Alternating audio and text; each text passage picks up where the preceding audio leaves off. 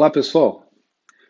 Hoje nós vamos conversar um pouquinho sobre a prescrição de atividade física nos pacientes portadores de sobrepeso e obesidade. Muito bem. Tem uma informação importante, uma publicação que já é antiga, da revista Lancet, de 2010, ah, falando que naquela época, né, em 2010, não tinha nenhum estudo clínico que definisse exatamente qual é a melhor prescrição de atividade física para o emagrecimento, né? E é interessante porque eu coloquei isso de 2010 para vocês darem uma olhada, porque esse era um slide que eu utilizava quando eu dava curso de obesidade lá naquela época, né? Mas interessante que quando a gente vai revisar a literatura hoje, a gente continua não encontrando clinical trials que de fato nos deem essa resposta, né? Se vocês perguntarem para qualquer especialista do mundo que responder com honestidade, olha, qual que deve ser a minha prescrição de atividade física para uma criança visando emagrecimento? Você provavelmente vai ter uma resposta assim, olha, eu faço assim, eu faço assado, eu faço daquele jeito, eu aprendi a fazer assim. Mas quando você perguntar, tá, qual a sua base científica, né, em termos de literatura? Todo mundo vai ter bastante dificuldade em te dizer qual é essa base científica, porque de fato a gente não tem esses trials, né? Então isso é importante a gente começar falando para que fique bastante claro para vocês que muitas das coisas que nós vamos falar aqui estão naquele esquema do como eu faço, como eu trato, como alguns tratam, o que, que a literatura pode nos ajudar dando alguma base em relação a esse tema, tá bom? Muito bem. Vocês já devem ter visto recomendações desse tipo, como da American Heart Association, por exemplo, né, que diz assim, olha, você precisa fazer 60 minutos de atividade física todos os dias, né? Mas quando a gente pega uma recomendação dessa e começa a utilizar, a gente às vezes esquece quem foi que fez a recomendação. Então vejam, American Heart Association. Por que, que eles fazem essa recomendação? Pensando em prevenção de doença cardiovascular. O que é um pouco diferente de uma prescrição visando emagrecimento. Então, isso nem sempre é a mesma coisa, né? A gente costuma falar muito isso em relação à alimentação, né? Nem sempre a alimentação saudável é aquela que você vai prescrever para o paciente emagrecer. Às vezes a gente faz uma pegadinha, né, com os alunos, quando a gente está discutindo um caso no ambulatório, na universidade, a gente diz assim, olha, você concorda que aumentar o consumo de frutas, verduras e legumes é importante para a obesidade? Né? Eles falam assim, claro que é. Eu falo, olha, se você simplesmente aumentar o consumo de frutas, verduras e legumes sem ajustar o resto da alimentação, seu paciente vai engordar mais, porque fruta, verdura e legume tem caloria. Né? Então, essa é uma diferença importante entre a gente falar de saúde e de emagrecimento. Há uma intersecção grande entre essas coisas, mas eles não são sinônimos, não necessariamente seja a mesma coisa, né? Isso a gente precisa entender. Então, eu vou colocar para vocês aqui uma sugestão minha, né, e que, lógico, não é baseado só na minha experiência pessoal, é baseado na minha experiência pessoal somado com as coisas que a gente lê, que a gente estuda, que a gente ouve em congresso. Mas se vocês me perguntarem assim, mas qual é a sua referência para isso que eu vou dizer aqui, eu vou dizer, olha, a minha referência pode até ser o meu livro, né, o que também dá na mesma, mas a gente não tem publicações, estou reforçando isso porque eu acho que é honesto, que é importante falar isso para vocês. Então, o que eu sugeriria? Você está lá com um paciente do seu consultório, uma criança, um adolescente portador de obesidade, e você precisa fazer a prescrição de atividade física. Então, a primeira etapa é a restrição do tempo de atividade sedentária, né? Mas veja, isso é uma primeira etapa, né? Por quê? Porque se você pega uma atividade sedentária, por exemplo, a tela, né, que a gente colocou ali, máximo de 2 horas por dia de tela, você tira a tela do seu paciente, você consegue fazer isso, né? Só que ele estava no sofá com a tela. Você tirou a tela, ele continua no sofá, né? É claro que a tendência de uma criança, especialmente de crianças menores, né, não tanto do adolescente, mas de crianças menores, quando você tira a tela, ela vai tender a se movimentar, mas isso não é obrigatório. Só que é um primeiro passo, porque ninguém vai fazer atividade física com uma tela na mão. Isso seria uma raridade. A gente teria que pensar naqueles videogames ativos, né, e que, infelizmente, né, muitos estudos científicos foram feitos e pouquíssimos mostraram resultados importantes do ponto de vista de emagrecimento. Alguns mostraram alguns ganhos de saúde, a maioria mostrou resultado algum, né, porque não se consegue manter por longo prazo esses videogames ativos. Então, de uma maneira geral, se eu tiro a tela, eu já tenho uma chance de ganhar um tempo para uma atividade mais ativa, né? Então, por que eu coloco isso como uma primeira etapa? Porque não adianta a gente chegar para o nosso paciente e tentar chegar na última etapa já na primeira consulta. Nós não vamos ter sucesso, provavelmente nós não vamos conseguir o resultado esperado. Então, a primeira etapa é você reduzir mesmo a atividade sedentária, que hoje em dia é quase que sinônimo de reduzir tela, né? Mas não é só tela, na verdade são atividades sedentárias de uma maneira geral que a gente vai buscar fazer com que o nosso paciente tenha uma redução. Bom, isso funciona? Sim, funciona, né? Porque, vejam, essa publicação aqui, uma revisão sistemática com meta-análise, importante, né? Publicada recentemente, ela mostrou que se um paciente tem mais do que 2 horas por dia de atividade de tela, ele tem um risco 67% maior, né, 1,67 vezes de odds ratio de desenvolver obesidade. Então, é algo importante, algo impactante, né? Quer dizer, você manter esse paciente com mais de 2 horas de tela por dia é um fator de risco para ele ganhar peso e possivelmente também seja um fator que ajude no emagrecimento quando você consegue reverter essa situação, né? Bom, a segunda etapa seria tirar do sedentarismo. Então, eu tirei a tela, mas vamos imaginar que o nosso paciente está ali sentadinho no sofá, né? Então, eu preciso tirá-lo do sedentarismo. Então, aí funciona aquela história de você ter oportunidades para lazer. Né? Quando a gente fala para a família, olha, desce com a criança no parquinho para brincar, leva para andar um pouco com um cachorro, né? Tenta juntar mais crianças e propor lá brincadeiras que sejam mais ativas, né? Como a gente tem lá o pega-pega, esconde-esconde, cabo de guerra, ou jogar uma bola, uma brincadeira qualquer, e aí sim os videogames com movimento, porque você tirou do sedentarismo, então você vai pôr lá uma atividade, né? De preferência com mais crianças juntos, de preferência uma coisa que seja lúdica e que de fato tenha lazer, né? Isso é muito importante para a saúde, do ponto de vista físico, mental e social. Mas, cuidado, gente, né? Você provavelmente não vai ter resposta de emagrecimento. Você não vai ter resposta no sentido de reduzir score Z de índice de massa corporal. E por que eu digo isso para vocês? Porque a gente precisa tomar cuidado com o que a gente promete para a família, né? Então, às vezes, a gente chega para a família e fala assim, olha, ô, dona Maria, a senhora vai descer com o Juninho no parquinho todo dia, né? O seu prédio tem parquinho? Tem. Então, a senhora vai me prometer que a senhora vai descer todo dia, vai ficar 1 hora no parquinho com o Juninho, porque ele precisa disso para emagrecer. E aí, a dona Maria, muito atenciosa, gosta muito de você, faz isso. Na consulta seguinte, a criança não emagreceu nada, né? E aí ela vai te cobrar, ela vai dizer, doutor, o senhor falou que se eu fizesse isso, ele iria emagrecer. Então, essa é uma atividade importante para a saúde, não tenha dúvida disso. Mas muito possivelmente você não vai ter impacto em termos de emagrecimento com essa atividade. Tá?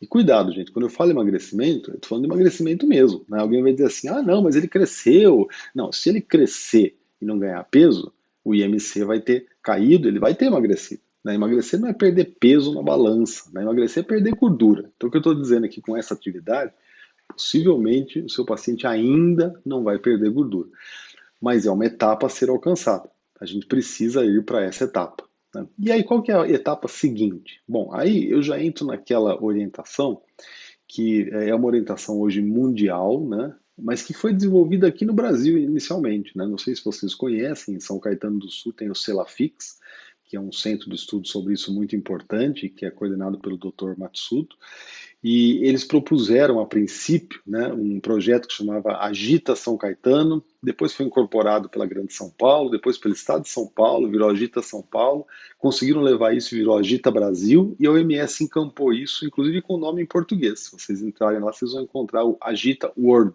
né? Então, o projeto Agita, ele foi criado baseado em muitas publicações científicas, mas muitas mesmo, mostrando que se o indivíduo, seja ele criança, adolescente ou adulto, tiver 30 minutos por dia de atividade física, seja ela consecutiva ou não, então pode ser 30, direto, pode ser 10, 10 e 10, pode ser 15, 15, pode ser quebrado do jeito que for, mas ele teria que somar 30 minutos por dia de uma atividade física, que pode ser subir escada, pode ser brincar, pode ser uma atividade mesmo numa academia, não interessa. Tá? Ele tem uma melhora em vários parâmetros de saúde. E as publicações mostram melhora no perfil glicêmico, perfil lipídico, risco cardiovascular, enfim, né? Funciona muito bem. Mas, tomem cuidado, ainda possivelmente não vai gerar emagrecimento do ponto de vista de redução de gordura corporal, ou como o leigo costuma dizer, não vai queimar gordura, tá? Mas é uma etapa a ser alcançada. Eventualmente, o seu paciente vai chegar lá dizendo assim, não, olha, a tela eu já fazia antes, ele já brinca todo dia no parquinho, e já faz 30 minutos todo dia de caminhada com o cachorro. Ótimo, você vai partir da próxima etapa. Né? Eu estou imaginando que o paciente chegou para você 100% sedentário, e aí você vai para a etapa 1, 2 e 3, e eventualmente você vai começar da 2, da 3, da 4, aí dependendo de cada caso. Né? E qual que é a etapa 4? A etapa 4 já é aquela que eu mostrei para vocês na primeira tela lá, né? Que eu estava dando exemplo de como as recomendações se voltam a cada coisa. Né? Então eu falei que a American Heart Association fala que 60 minutos por dia leva a uma prevenção importante de doença cardiovascular. Algumas coisas sobre essa prescrição. Bom, ela é voltada para a prevenção de doença cardiovascular. Isso é a primeira coisa. Segundo, ela já incorpora algumas coisas que serão definitivas na sua prescrição. Tá? A atividade tem que ser moderada e intensa. Então, a atividade leve, já não conseguimos nem esse benefício da prevenção de doença cardiovascular. Então, eu preciso de atividade de moderada a intensa. E eu tenho que ter componente de resistência óssea e muscular, pelo menos em parte. Né? Aqui na American Heart ela fala em 3 vezes por semana. Então, o seu paciente faria todos os dias 60 minutos de atividade física com característica moderada e intensa, sendo que desses 7 dias da semana, pelo menos em 3 teria um componente de resistência ósseo-muscular, que é o que a gente chama aí de musculação. Né? Musculação. Muito bem. Feita essa etapa, eu já tenho um ótimo resultado em termos de saúde, né? Especialmente saúde cardiovascular. Mas talvez você ainda não tenha resultados em termos de emagrecimento. E em termos de emagrecimento, o que a gente tem hoje, que todo mundo acredita, que tem, não digo que tem evidência científica, mas tem, vamos dizer, consensos, guidelines que falam isso, é que para eu reduzir gordura corpórea, eu preciso de 60 a 90 minutos de atividade todos os dias, de característica moderada e intensa, com componente de resistência osteomuscular. Bom, a diferença da 4 para 5 é o tempo. Né? Para perder gordura, aparentemente esse tempo tem que ser de 90 minutos. Né? Talvez 90 minutos, essa criança pudesse fazer só 5 dias na semana, isso é possível, e tivesse um resultado bom. Né? Mas o que parece é que esse tempo precisa ser mais perto do 90 do que 60 para ter esse resultado. E a característica moderada e intensa, que é também importante. Tá? Então, de novo, a sugestão é que você implemente essas medidas de maneira sequencial. Né? Se o seu paciente não faz nada, ele começa a dar 1, se ele faz alguma coisa, ele pode começar a dar 2, dar 3. E o nosso objetivo é chegarmos no 5. Se o paciente é totalmente sedentário e você tentar começar dos 5, ele vai desistir da sua consulta, porque ele não vai dar conta de fazer isso, né? Especialmente nos pacientes com uma obesidade mais severa. Tá? Muito bem. E como é que essa recomendação pode ser melhor detalhada? Tá? Então, tem algumas coisas que são importantes. Quando você vai propor para o seu paciente, você vai sugerir para ele assim, quando ele chegar nessa etapa, ele vai fazer de 5 a 7 dias por semana. Tá? Todas as vezes que ele fizer, ele vai fazer atividade aeróbica com perfil moderado a vigoroso. E dentro desses dias que ele fizer, de preferência 7, mas eventualmente 6 ou 5, 3 vezes ele tem que ter exercício de resistência óssea e muscular. Tá? Esse é o nosso foco, o nosso objetivo final da prescrição de atividade física visando o emagrecimento. Tá? O que é uma atividade moderada ou vigorosa? Né? Aqui tem alguns exemplos para vocês. Tá? Uma atividade moderada, por exemplo, o skate, a caminhada recreativa, né, que é aquela caminhada que você faz, por exemplo, com um cachorro, ou você vai conversando, ou você vai ouvindo música, uma caminhada mais recreativa, né? A bicicleta também de forma recreativa, patins, né? Então já é uma atividade moderada, né? Já é uma atividade que é melhor do que atividade leve, que é aquela que você consegue, por exemplo, andar conversando, brincando, anda, para, né? Que muitos pais falam assim, não, mas ele não para em casa, mas isso não chega a ser uma atividade moderada, né? A moderada você tem que ter um certo grau de cansaço, um pouco de dificuldade para falar enquanto você faz a atividade, né? E é importante a continuidade, né? Então, por exemplo, se você conversa com os pais, eles falam assim, não, mas bicicleta, vixe, ele pega a bicicleta depois do almoço e só volta para casa à tarde. Mas quanto tempo ele anda consecutivamente de bicicleta? Ah, não, ele anda um pouquinho, para, conversa, brinca, vai com os amiguinhos, depois anda mais um pouco. Então, ele precisaria ter essa continuidade. Esses 60 minutos de bicicleta tem que ser contínuo. Ele vai andar de bicicleta 60 minutos. E aí depois ele usa para brincar, né? E atividade vigorosa também não é nada muito especial. Por exemplo, esses jogos, né, de correr, de perseguir, pega-pega, esconde-esconde, quando são feitos de forma contínua.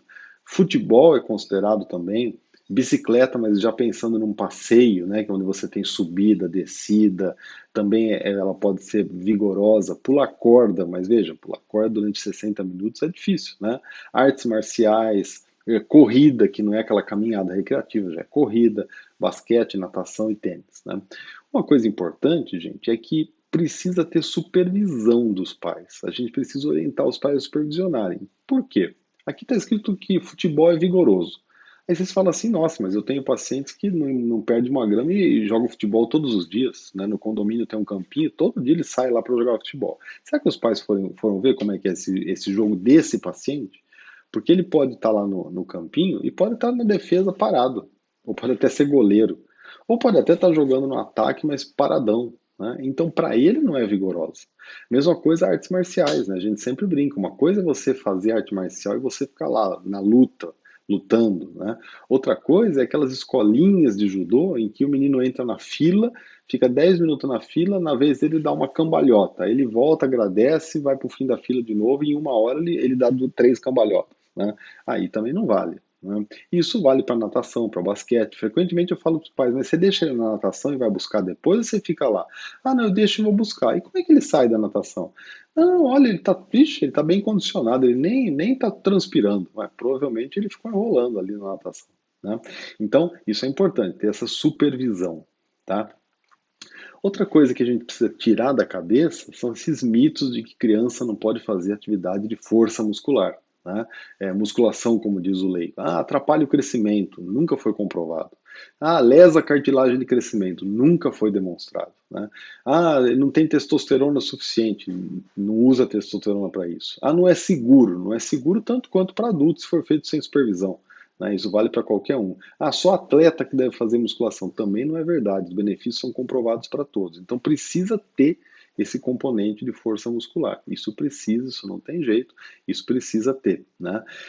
E aí alguém fala assim, não, mas eu vejo lá aquelas menininhas que fazem aquela ginástica artística, tal, elas são todas pequenininhas, elas pararam de crescer por causa da atividade física. Bom, aí tem algumas coisas que a gente precisa tirar o mito, né? Primeiro, é muito provável que elas só tenham chegado lá porque já não iam crescer. Então aquele perfil de tamanho é muito adequado para aquele esporte. Assim como jogar basquete não faz ninguém ficar grande, mas todo jogador é alto, porque para chegar lá ele possivelmente tenha que ser alto, né? Então isso é uma coisa. A segunda coisa é que aqui nós estamos falando de uma situação em que a menina vai ter 3, 4, 5, 6% de gordura corpórea e ela não faz o estirão da puberdade porque o estirão depende de um percentual mínimo de gordura. E aí ela pode prejudicar o crescimento não pela musculação que ela fez, mas porque por ter mantido na puberdade inteira um percentual de gordura muito abaixo, tanto que a maioria delas nem menstrua, por conta desse percentual de gordura que não dispara a puberdade da maneira como deveria, né? Então, não é por conta da musculação. E ainda que fosse, a gente não pode comparar os nossos pacientes com um atleta de altíssima performance que vai ser campeão olímpico, né? Então, cuidado para a gente desmistificar. Ah, precisa ir para academia fazer aparelho? Depende, existem academias com aparelhos voltados para crianças. Existe isso já no mundo. No Brasil, mais raro, muito comum nos Estados Unidos. Então, se houver uma academia com aparelhos adaptados, né, para crianças, não tem nenhum problema. Se não houver, tem outras atividades de força muscular que não são necessariamente usar um aparelho. Por exemplo, na atividade de resistência óssea. Amarelinha é considerado, porque tem aqueles saltos, qualquer tipo de brincadeira com salto, pular corda que tem salto, então tem aquele impacto ósseo, a própria corrida, jogos como tênis, basquete, futebol, vôlei, condicionamento, tem resistência óssea, então tá perfeito, né? E resistência muscular? Brincadeiras como cabo de guerra, flexões no chão, qualquer exercício com peso pode ser com peso do próprio corpo. Arvorismo é excelente, teve um tempo que estava bem na moda, agora caiu um pouquinho, mas era comum. Escalada em parede, balanço nesses playgrounds que crianças gostam de brincar, atravessando aqueles que vai segurando com a mão, assim, aqueles aparelhos, ou fazendo musculação, tentando elevar o corpo, então usando o peso do corpo, né, exercícios abdominais. Então, tudo isso são atividades de resistência muscular. Então, é importante que pelo menos 3 vezes na semana tenha essas atividades de resistência óssea e muscular, porque isso comprovadamente favorece a queima de gordura, favorece o emagrecimento. Né? Então, na prática, o que a gente faz? Né? Instrução qualificada e supervisão.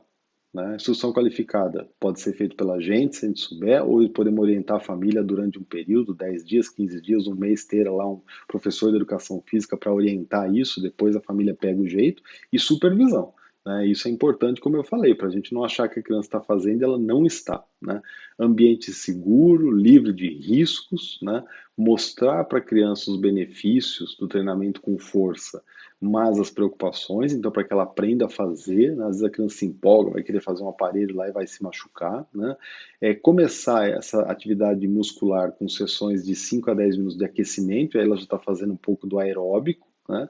Depois usa uma carga leve com bastante repetição, essa é a ideia, começar com uma carga bem leve, priorizando repetição em vários exercícios diferentes, e aí eu vou aumentando para 2, 3 séries, também chegando lá a 15 repetições, dependendo do que eu precisar. Né? Cada segmento corporal eu vou utilizar 8 a 12 exercícios, então 8, 10 exercícios para o superior, 10 para o inferior, 10 para o médio, com isso eu vou atingir aí provavelmente meia hora, 40 minutos de atividade. Quando for possível aumentar o peso, né, isso pode ser feito, né, de acordo com a capacidade, mas sempre pensando em técnica e não na quantidade de peso que vai ser levantado. E o ideal é esse esquema, 2 a 3 vezes na semana, de preferência que não sejam em dias consecutivos. Né? Importante, individualização. Né? Cada pessoa reage de um jeito, então eu preciso ter aquela instrução qualificada e a supervisão. E para uma criança se manter nisso, precisa ser uma coisa desafiadora.